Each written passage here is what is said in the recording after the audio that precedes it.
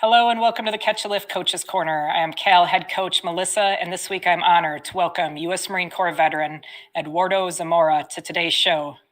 Ed is a U.S. Marine Corps veteran and Cal veteran athlete. Welcome to this week's episode of the Coach's Corner. Ed, welcome. Hey, Melissa, thanks for having me. Appreciate it. We're so happy to have you on today and very excited to talk to you about your wonderful journey. Let's jump right in, Ed. Let's start by talking about your service. And if you could kind of start, Ed, tell us about how your family's, previous service drew you to also serve. Yeah, going back to my dad. My dad's a Vietnam veteran, so growing up, he had his boot camp picture like we all take with a half cut off blouse and and a cover, and so that's where I began asking about what that was, what that meant. He'd show me his rifle expert badge with cross rifles, and I was just like really amazed by all of it as a kid. All those kids like to play war and GI Joes and all this stuff. So it kind of really began there with my dad, and kind of always stayed in the back of my mind, even coming in through graduating high school. And it was actually a little after I graduated that I ended up enlisting.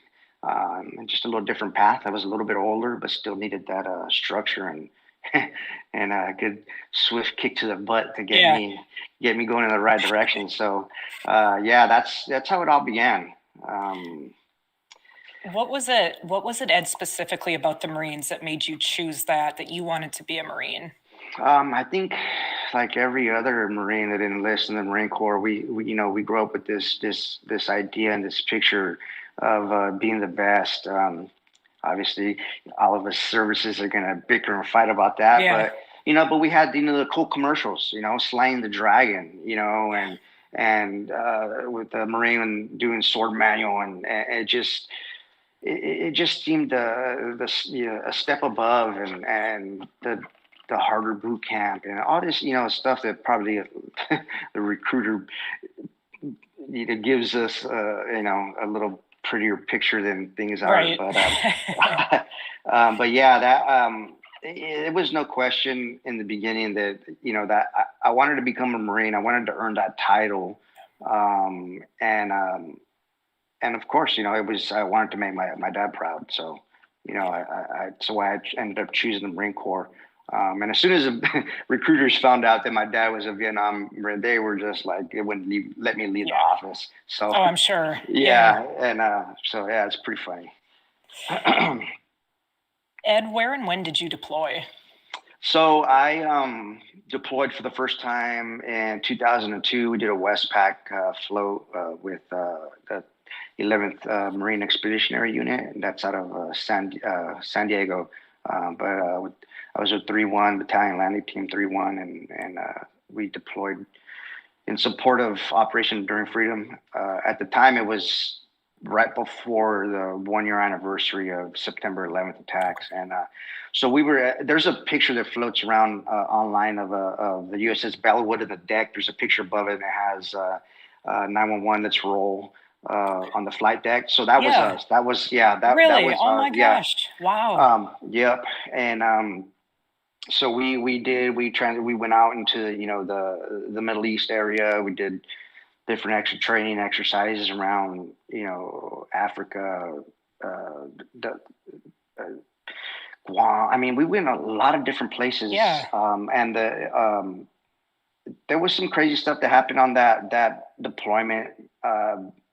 By crazy, I mean things that we didn't expect to happen. I know that one of the companies had gotten attacked by an Al Qaeda cell in Falaka Island, I believe, which is off of Kuwait. So it was kind of, and then we lost a Marine at sea. So that was our first time as junior Marines that we experienced loss, in a unit. And, that second one was really, I mean, both of them, the attack and then losing the Marine at sea, it was just, super sad. It was something that really resonated with us. And it's like, okay, this is everything we do in the military is dangerous. Training, deployments, no matter where you're at. Yeah. So we did that. It was summer to December of 2002. I believe we got home like December 15th. And ended up being like a short Liberty port because we got recalled. I believe a few weeks later, and I remember getting a phone call at home. I lived out in base housing, and they're like, "Yeah, Lance Corporal Zamora, I need you to report to the company grinder 06." And I was waiting for them to say, "Ha, just kidding, got you." Yeah. And I was like, "Really?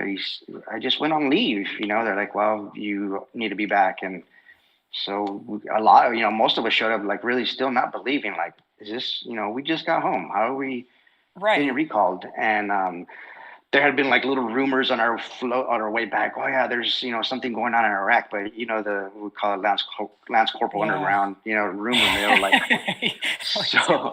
That's funny. Yeah, and so no one really paid it any Yeah, attention. no one was taking that real serious yet. No, Yeah. and so we, yeah, I mean, it was true. We came back, and it wasn't but a month later, I believe, that we were back on a different ship heading back to the Middle East, and it really took some time to really sink in. Like, are we really doing this? Or we just left here. Um, Ship broke down. I don't know how many times we were there, and on our en route, and I think we ended up pulling into Guam to get the ship fixed, and we Marines, we're going to war. We didn't take civilian attire, so they weren't going to let us off the ship. And I guess the commanders we had were awesome. The leadership, and they were like, no, these men need to get off. They need to blow some steam off, Right. and they need to drink some beers. So they brought a party out to us on the pier and let Oh us get my off. gosh. So yeah, and that was one of the times where our staff NCOs, and we had a lot of staff NCOs that had been part of the first Gulf War. That Okay. were our leaders and senior staff NCOs. So that night, I remember us all being together. Like brothers drinking, and obviously that respect's still there, and lines Right. not to cross with first aren't, and but it was more of a true brotherhood, and we had a great time. And I remember it was raining like crazy, and none of us cared. We were just out there, and we didn't know at that point whether that'd be the last time we'd have beers together. So um, we finally got to Kuwait. I forgot how long it took us to get there, and then the waiting began. For the March invasion in 2003. So Wow. yeah, it was a bit of a journey just to get there. Oh my So gosh. Yeah, I yeah. can't even imagine that. So much sticks out to me personally, Ed, from that period of time. Um, when the invasion was coming around in March, I would be a junior in high school, and Hmm. I was 17 at the time, and I would enlist in the Army National Guard on the day the invasion began. Oh wow. And I remember watching that invasion on TV. At the time it was like Fox News, like Operation Shock and Awe. Like I remember it. I remember watching that invasion. Ed, Yeah. would you talk to us about what it was like to be a Marine in the invasion of Iraq in 2003? Yeah, definitely. And I remember that. It still gives me goosebumps, honestly, anytime I think back about that time, because it was, we didn't know what to expect. We had been there waiting and waiting out in the desert, and we'd had training. Actually kind of got hurt in training, jumping out of dump trucks, and my ankle was pretty blown up like a balloon. And I remember I was ordered to sit in the tent for like the last 2 weeks before we left, because I was basically given the, you know, do you want to go home or do you want to continue on with this? And Yeah. there was no way in hell I was going home. So they're like, all right, well, you're going to sit there and you're going to get well. So, one night we just picked up and moved out into the middle of the desert, and they're like, well, it's time. And I remember hearing the planes going overhead right before the bombing campaign started. Um, we all, had last minute motivational speeches from, our platoon sergeants and platoon commanders, and it was on. It was a long. It seemed like one long day. For the following, month, at least 2 months. It was just constant movement. We went from Kuwait past the line of departure. We were supposed to do, as fast as we could to get to Baghdad. So, I mean, our main objective was just to clear the route for the First Marine Division. And there was a few different units of, RCT 1, I think, RCT 5, and I think we kind of mostly leapfrogged to the front of the line and basically cleared the MSR and made sure that the whole convoy could get Yeah. there. And so I mean, we did that city and town after town, and sporadic pockets of resistance. And in the early days, it was a lot of, they would want to, surrender, mostly a lot of surrendering, and then they were doing that as ambush Right. tactics. Right. Yep. Yeah, so it was just, we it was just different. You had a vision set up in your mind how you think things might look, and it was totally different. As we continued to move north, things got greener, and it was just surreal. There was a lot of people that you could tell wanted us there, cheering for us, kind of kids. I was a young father at the time, so that really hit home for me. Yeah. Uh, we continued moving north. I mean, we didn't. I think it was like we didn't have showers for like 2 or 3 months, I believe. Yeah, I remember having my last pair of socks. Yeah. It looked like two pieces of bacon, crispy and Oh brown. man, Yes. I can imagine. Yeah. Yeah. So it was, and we were still in mop gear. We were in mop and mop. I can't even remember the order, one, two, three, four. But Tell us, we were. touch on that a little bit, Ed. So, people that might not remember, about, the real threat and fear at that time about we didn't know what was going to happen with biological warfare or anything like that. What was Yeah. that I like mean, to be there during that and you didn't know what was coming? no. When we first got to Kuwait, I remember that there was already a lot of units there, and I remember we were walking, and then they called like a gas alarm, and it's like, what the, yeah, so we all donned our masks and cleared, and we're like, okay, so we're doing these drills to get ready for a gas attack. And I remember when we were dug in right before the invasion started, well, we first started getting calls over the radio about, gas, gas, gas, and sitting in the hole with our gas masks in the desert, and it's like Yeah. crazy to think, okay, are we, actually going to get hit with some of this stuff? So we did. We started off in mop suits, mission-oriented protective posture, right? And so I remember one time we geared up everything but our masks, which was boots, trousers, jacket, gloves, I believe. As we would patrol through some of these cities, because we didn't know whether or not. I mean, there's sewage everywhere. There's water. You know what I mean? There was just so many Right. stuff. But I remember a few times trying to put all this stuff in, and there's like 30 Marines packed in the back of this Amtrak, and it's, tensions flared Yeah. a little bit, but that's what Marines do. We slap and punch each other, not get the dumbness out of there, and back to what the mission needs. So, yeah, it was. I can't remember the timeline how long we wore mop suits, but it was. I remember when we finally got the order that we could take all that stuff off. We were like, okay, well, maybe that means we're going home, because at that point there was no set time. We were going there, and we didn't know when it was going to be over, when we could go back home. We had already been gone, 7 months or so prior to even going in there. So it was a lot of unknown. There was a lot of communication breakdown. I mean, that wasn't just, for us uh, junior Marines, but I mean, I remember even at the higher, I was in the track with my platoon commander, who I'm great friends with still, Brian von Kraus, and he even a lot of times he didn't know exactly what was going on. So it's like, okay, that's huge, when Right. our officers don't know.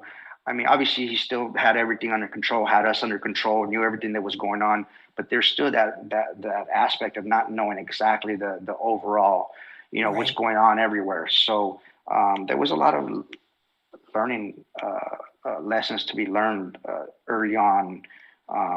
Yeah, I remember the first time, everyone in the military hates shaving, right? We always complain about shaving, but I remember the first time pulling out of a city, and we hadn't been able to shave. I mean, we still hadn't showered, Yeah. but I can't remember. We already had 5 o'clock shadows going and stuff, and just sitting there in the sun and shaving. And I still remember the feeling of the sun on the bottom of my feet and how good it felt. And it might have just been momentarily, amidst all the chaos, but it was like even Right. little things like shaving and brushing your teeth felt so good. Yeah. Yeah, I mean, I remember we outrun our supply lines, and we got too far ahead. We didn't get resupplied with food or water for like 3 days. We went through the trash, sifted through trash on the side of the road, looking for food. Yeah, so things were a little different in the beginning. Yeah. That Little things like that. But I mean, I'm sure there's many units that have different stories. But yeah, that was what it was like for us in the beginning. Wow. Ed, thank you for telling us about the invasion and kind of walking us through what that looked like for you. It's absolutely fascinating. Yeah. So Ed, after your time in the Marine Corps, you'd obviously transition out back into civilian life. Hmm. Talk to us about how that was for you, especially early on. Yeah. Well, the plan, since I was married already, we had our son. Actually, we had just had our second son, Anthony. He was born in the Naval Hospital, Camp Pendleton, in beginning of 2004. Um, I mentioned earlier that I had gotten hurt, before we went with my ankle. It was a series of issues that happened with my ankle, and I ended up having to have a couple surgeries and a med board, and it's the reason why I didn't end up deploying with 3-1 for our last or our third deployment would have been. And it was rough. I was in the CP, started getting casualty reports, when the guys were over in Fallujah, and it really, it put me in a bad place. I had already felt like I should have been there, and it only compounded that. And I said, okay, you know what? I'm done. I need to get away from this area. And that was November. My EAS was in December, and instead of reenlisting, I walked away. I left those gates of San Onofre, headed north on the 5, and never looked back. So yeah, January 2005, I started transitioning into the workforce. Moved to a new city. We had just bought a house in Bakersfield, California. Um, didn't know what I was going to do yet. Didn't have a plan. Didn't, nothing. All I knew is that I needed to get away. Yeah. Luckily, I started working in the oil fields, working long days, 16-hour days. It was good work. Almost got killed my fourth day on the job. I got this nice little scar down my forehead. But yeah, I was the first thing out of my mouth was like, I can't miss work tomorrow. And they're like, what the heck? These Marines are crazy. And which I didn't. I was still at work the next day. But but yeah, it was like, the transition. Quickly, I realized that nobody cared if you were a corporal or sergeant. No one cared that you were, with First Marine Regiment. No one cared about any of that stuff. Oh, you were in Iraq. Okay. Anyways, go grab me that, whatever, Right. You're Yep. just a new guy on location. Yep. You're just a trainee. And it's hard to deal with that. And it's easy to kind of lose focus, and if you got a little bit of maybe depression, not even realizing you are depressed, it Right. kind of starts to compound things a little bit. And so that's what it was. I was really uninformed. I didn't know much. I didn't know much about the VA. I didn't know how to start using my GI Bill. There was no social media like we talked about Yeah. before. Yep. So I didn't. I felt alone. I felt. I remember wanting to re-enlist and going down to the recruiter and starting that process. And I ended up getting, some advice from, I started going to church, and a pastor told me, that wouldn't be a good idea. You shouldn't do that.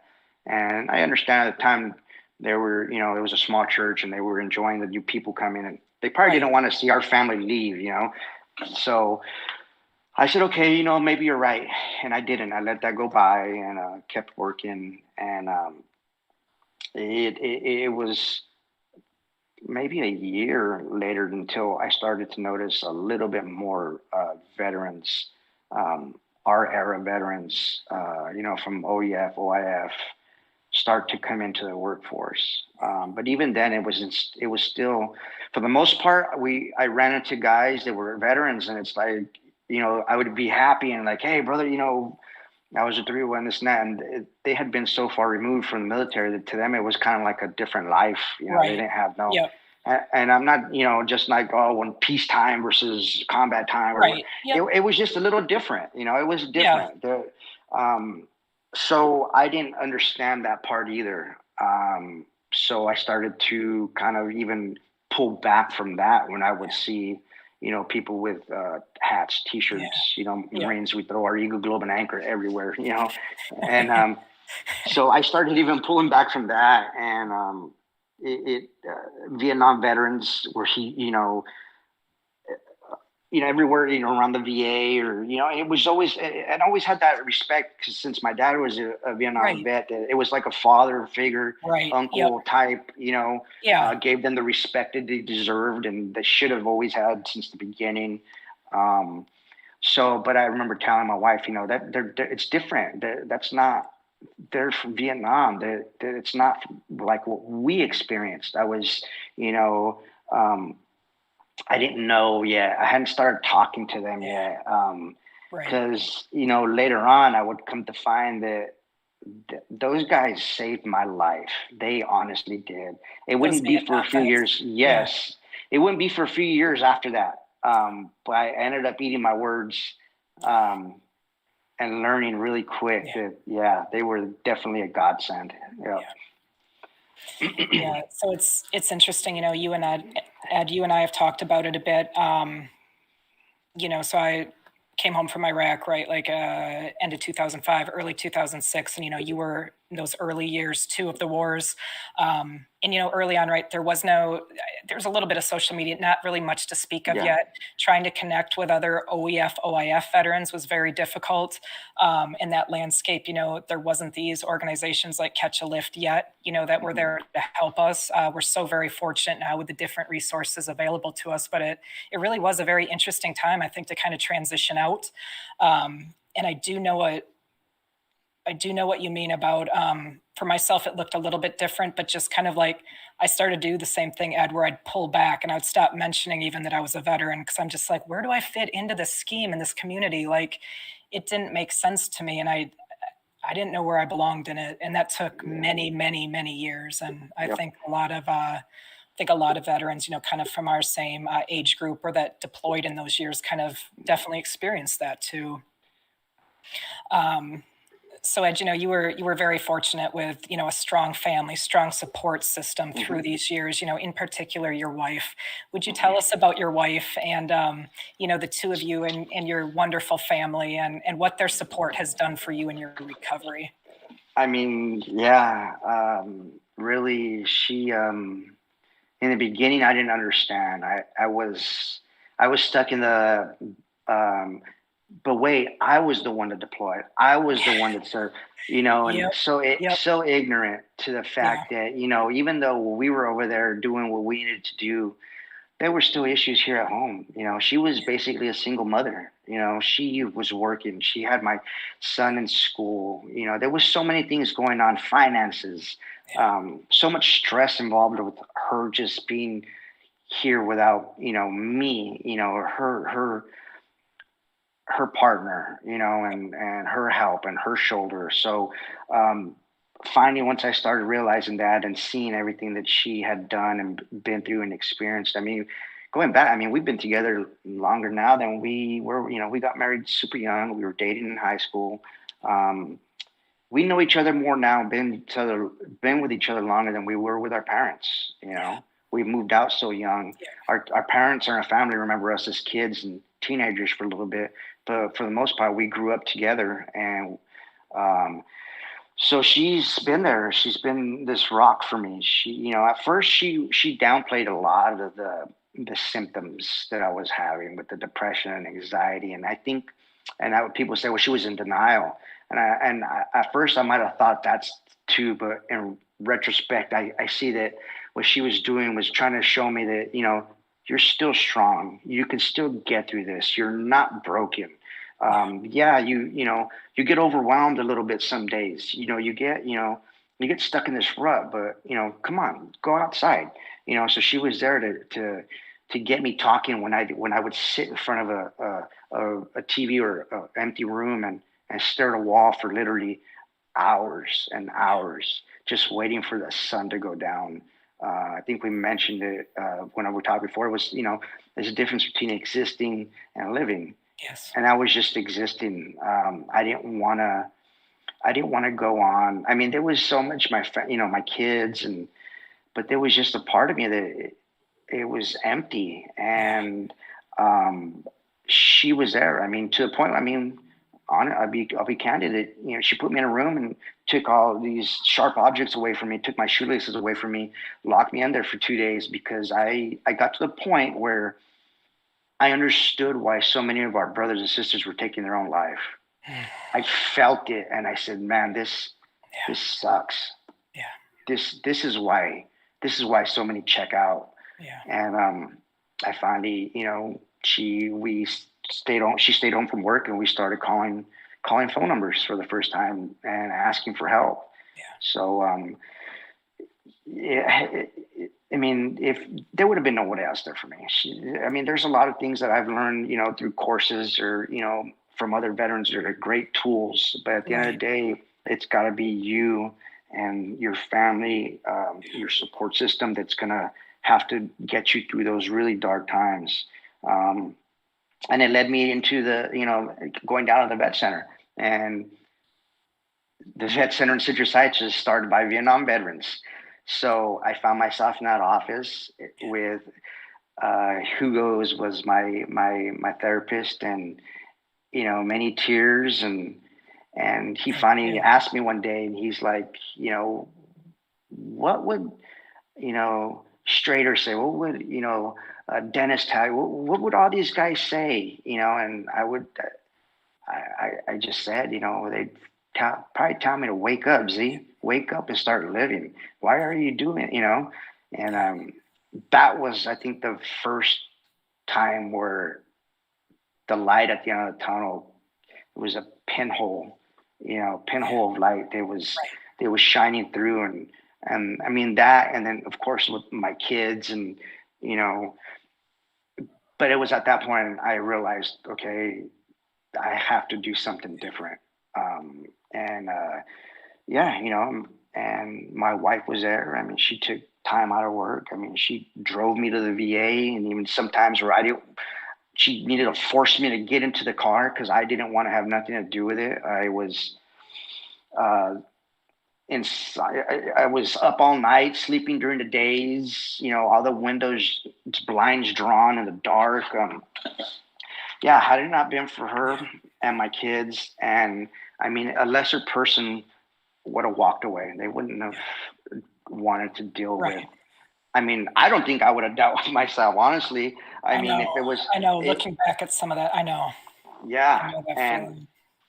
I remember, and for me, and medications has always been kind of one of those areas where a lot of people do not believe in that. They don't want to try that, and I was that way. And to that point where I realized, look, I need something to help.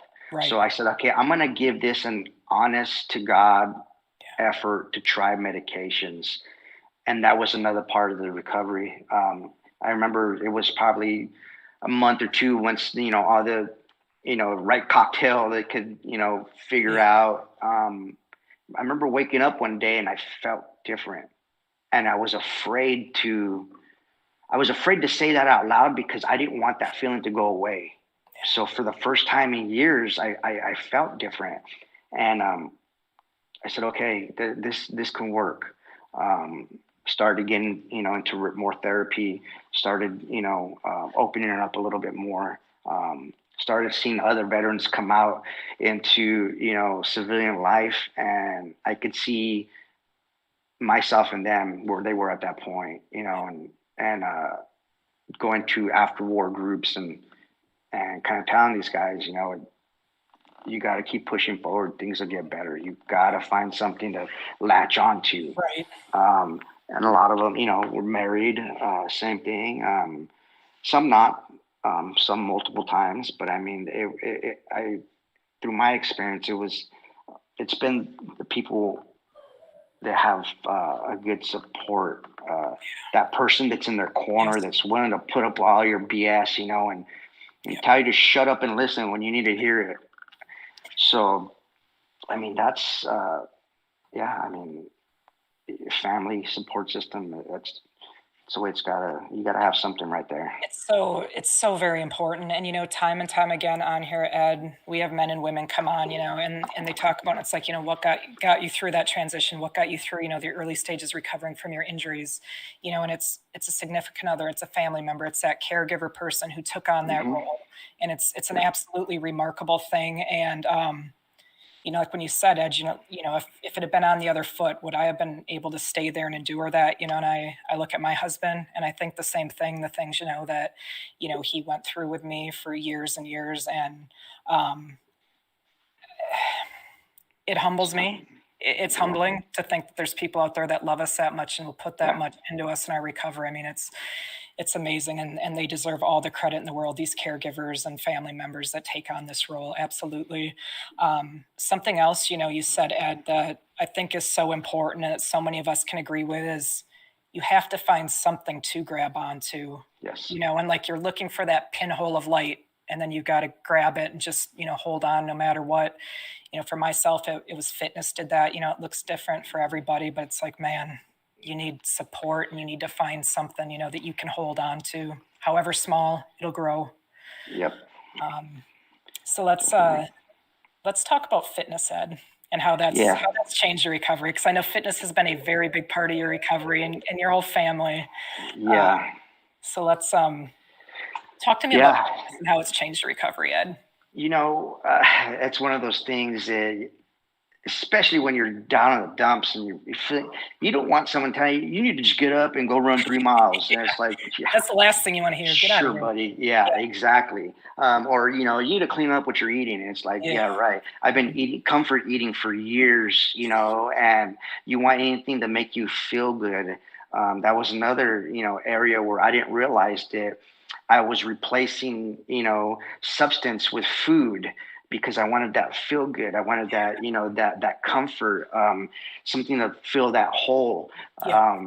So yeah, but it's true. I have to admit, fitness, even the little goals, the little accomplishments, of even starting off with just consistency. You know, you start one day after another, and I'm not thinking, well, 6 months from now I'm going to be this, and next week you're already. It's too difficult. I can't get there. Once you look back at these little steps, and it's like, wow, it's been a month already. And I've been walking every day consistently. So that's your first little victory. So, but with fitness, it helped with my anxiety. That was another thing. As I'm getting older now, our bodies hurt a whole lot more. Yeah. So you got to pay attention. And Yeah. so it was, something as little as not wearing earphones when I first started working out again. That way I could listen to myself breathe. Because I know when anxiety starts to pick up, my breathing would start getting, and I still do that. Sometimes, as a matter of fact, last night, my wife told me, we were watching, we watch a lot of true crime and this, and I start holding my breath, and she's like, breathe easy, and it's like, okay, mindfulness. Yes. Mindfulness is Yes. huge. Don't beat yourself up over everything. You're not going to be perfect 100% of the time. Last time I checked, there was none of us that were perfect. Yep. 100%. Yep. So it's like you gotta understand that every day there's gonna be something come up to throw you off. Hey, that's fine. Accept it. Tomorrow's a new day. It got to a point where I would start something, and then 4 or 5 days later, it's like, oh, I can't keep up this pace. Forget it. There's no way. Instead, I started to shift it. Okay, well, today was a win. I wanted to not eat fast food, and I wanted to, walk around the block. And that was a win. The next day, I was too sore, whatever the case may be. I was too calorie deficient. I wanted to eat a little bit more. Yeah. Okay, fine, I did. But you know what? It's barely 2 o'clock. Let me do a night walk. Let me go for an evening stroll. So that way that victory doesn't have to wait till tomorrow. I finished today off better than, it started. Little shifts in mindset like that. It's so big. They become so Yeah, big, right? Because they just continue to build. it just continues to build. I started realizing that my sleep was getting better. I was having more energy. Um, I was thinking a whole lot clearer. I wouldn't get stuck going down those rabbit holes as much. And even when I did, I'd come back to the mindfulness aspect and think about why. Okay, slow down and ask yourself why. Why did I get to this point? What's going on? What can I change? It's an easy, as simplest thing when people say, I'm so sick of being sick and tired. Yeah. You got to make a conscious effort to change that Right. and stick to it. So I was at that point. I was ready for huge changes, and this was, I'd say, probably not too long after last year's Taji 100 that I really started looking at. Okay, I am a type 2 diabetic, which I can reverse if I start watching what I eat and start living a healthier lifestyle. High blood pressure, same thing, has to do with weight gain. Yep. So little by little, making those a priority over what a scale was saying, and I think a lot of people, I mean, me myself, that was my number one enemy was a scale, and it always had been. And Right. I think I started going and I did some programs with Winter Warrior Project where it was, we did a 90-day coaching program, which was great. I learned so much for them. Thank you guys for that. And I learned to, more about mindfulness and more about, small goals. And I was tracking weight just for a little bit during that time, but I really was looking at, the medication wise, reducing that. And then, something as simple as, my t-shirts fitting me different. I got my original Catch and Lift t-shirt that I got, I think 2015, maybe. That's awesome. I hadn't worn this t-shirt in probably 5 years because it was just too small. And it's an XL, it's like, I'm only 5'4". I shouldn't be wearing the 3XL t-shirt, and, so it was like I started paying attention more to how my clothes fit and how I felt. So forget the scale. I mean, you can check in with it, but that was another one of those little steps. And then, my family, all my family, we talked a little bit. My wife, she's nuts. She likes doing all this extreme stuff. And this is going back, years where mud runs started getting really popular, and she was doing all this stuff. And I would just go to be the cameraman, right? And because I wasn't gonna do that stuff, Yeah. I was like, I was doing mud runs before they were cool. Yeah, that was my excuse. Yeah. In reality, I just didn't want to. I was like, forget that. Yeah. But she, her, and then my kids. My kids are athletes, all wrestlers and football. So there was always, I was always cooking healthy meals, and she was always cooking healthy meals for them, and it's like, it's ridiculous if I'm making all these vegetables and, good carbs and good protein sources and me not eating that. And, it just, it was started to begin. Okay, it goes back to, practicing what you preach, right? How am I supposed to tell my kids to do? That was it's a huge thing with my wife is, she hates that. Do as you're, as you told, not as you see, or whatever. You know what I mean? What our parents tell us, Yep.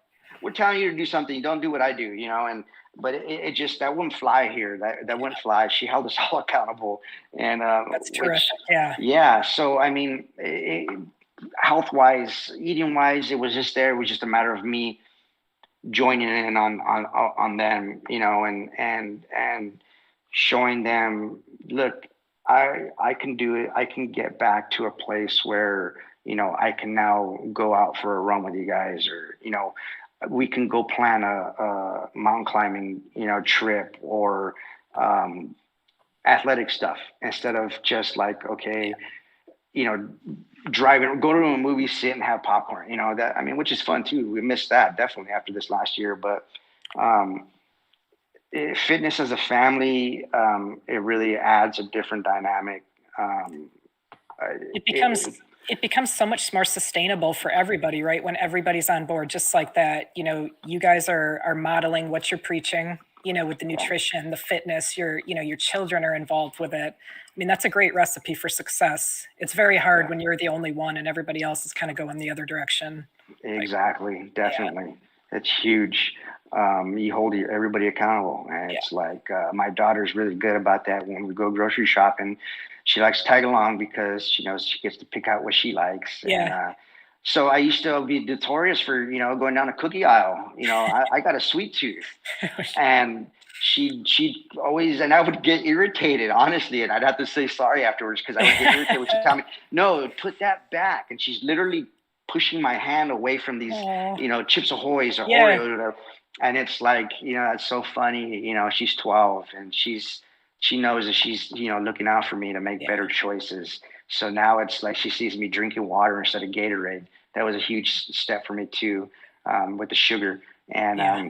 she's like, "Oh, good, you're drinking water." And it's like, "Yes." So we all have these, hydro flask or Yeah. containers that have time stamps where you should drink that much. Yeah. So the kids, they all drink water, and found myself buying cases and cases of water instead of cases of Gatorade and That's great. soda. So yeah, it's been a whole shift for all of us. So, and it's like if I'm the one shopping and buying all this stuff, I should be doing the same. So Absolutely. yeah, definitely family is been key. It's been Yeah. important. It's been everything. Family's everything. It is. Yes. 100%. Ed, when did you first learn about Catch a Lift? I heard about Catch a Lift. I try to go back to some of my emails because I remember um, corresponding with Lynn early on, and I couldn't find anything before 2015, I think. So it might have Yeah. been 2014, and there might have been through Facebook. It had to have been through Facebook, I think. Okay. Because I don't know if any other platforms were what was big back then. But anyway, I reached out and I started following. I was like, wow, um, I think at the time it was gym memberships or home equipment, and I was like, really not ready to be going into a Yeah. gym with huge crowds. And I said, okay, well, let's try this. And I remember this cargo truck pulling up and this pallet getting unloaded onto my driveway, and I'm like, what in the world, really? What do we And got it's coming like all, here? yeah, it's got like all these bumper plates and kettlebells and dumbbells, and it's like, wow, this is pretty cool. This I couldn't thank her enough. I couldn't thank all you guys enough for that, because that's really um, it makes it. I mean, the motivation is you open your garage. I mean, this is we have our third car garage. We're fortunate enough to have a third car or space and turned it into a gym. We, with mats and everything for all of us to use. And you open your garage to come home and you're looking at your gym. It's like, come on, you can't. It's just too convenient. It's It right there. is, It's right? telling you, just get it done. It There's eliminates no those excuse. excuses. Yeah. Exactly. So it's super easy to get in the mode of, okay, I can do 25 minutes. 25 Yeah. minutes is okay. Yeah. Yeah. So, but yeah, that, and I believe, I think for a while there was a couple different programs that Cal was doing with platoons, I believe, squad leaders, maybe I think it was. So there was, some follow up phone calls that I would get just to check in with me and see how things were going. And I thought that was really, really cool. It wasn't just a program where, well, here you go, Yeah. and One and done. Yeah. best of luck. Yep. It was more than that, and even more so now with all this coaches. I had no Oh, yeah. idea. When Kaylee reached out to me, I was like, what, you guys want to talk to me? Why? And so it was you guys, Catch a Lift, it's gotten so big, and it's just full of like-minded individuals and veterans, and really, it's just we all want to see each other succeed. At the end of the day, just keep moving forward. Yeah. Little steps, and if we're fortunate enough to live near one another, uh, get a workout in together. Yep. And so yeah, it's definitely been, you guys have been a godsend, really. It there's not, I can't say enough good thing about Catch a Lift, and everybody involved in it. It's been awesome. Yeah, it's a phenomenal organization. Um, I have one other question that I'm going to hit on Catch a Lift. That'll be our last one. But before we Sure. get there, we do have a question down from the folks watching on YouTube that I want to push up to Yeah. you. Okay. So Joe asks, what would you tell your younger self when you were discharging from the Marines? Wow, that's It's a good one, right? yeah, that is. Yeah. I would, of course, you want to hear the cliche of everything's gonna get better, because for a long time there's no way you'll believe that. Yeah. I think I would have told myself to just keep putting one foot in front of another. Don't drop your pack. That was big for us, and I'm sure across every branch knows what that means of just giving up, just dropping your pack where you stand. And I would tell myself that don't drop your pack, because I remember the day I did still, and keep moving forward one step in front of the other. So I think that might have resonated with me more than anything else. Yeah, I like that. All right, Ed, one final question here for you today. What does it mean to you to be a Catch a Lift Fun veteran athlete? It means that I got to do my part to be there for my fellow catch lift brothers and sisters. There's got to be we talked about it, support systems. It means that I'm part of something bigger than me. Just like being in the military, it's not just about me. There's more of us. There's more of us out there that haven't been found yet, haven't been looking for help yet, haven't been reaching out. And there has to be a community of us that are still here, that have experienced, one or two setbacks, and ready to continue to help and carry each other forward. I mean, that's what we need to do. We all need to carry each other. Yes. We all have the same, in one way, shape, or form. We're all the same. We're all the same. So that definitely. Mm-hmm. Yeah. Ed, thank you so much first and foremost, for your service to our great country. And thank you for coming on and sharing all this with us today. Is just absolutely terrific. Thank you. I appreciate it. Thank you for having me. Absolutely. It's our pleasure. That's it for this week's episode of Coach's Corner. We will return next Wednesday, 1 Eastern time, with another episode. Thank you, Ed, again, for sharing your story and your light with us all. It was just absolutely fantastic. Thank you to ClearBridge for your support of all things Catch a Lift. Huge thank you to Lynn Coughlin, Henry Pomper, Kaylee Nasiri for all you do to make this podcast possible, and to the entire Catch a Lift team. And if there are any Cal veterans listening right now that want to jump on for a few minutes with Ed and I, just leave your name in the chat box on YouTube and we'll get you guys an invite sent over. Until next week, keep it real and stay Cal strong.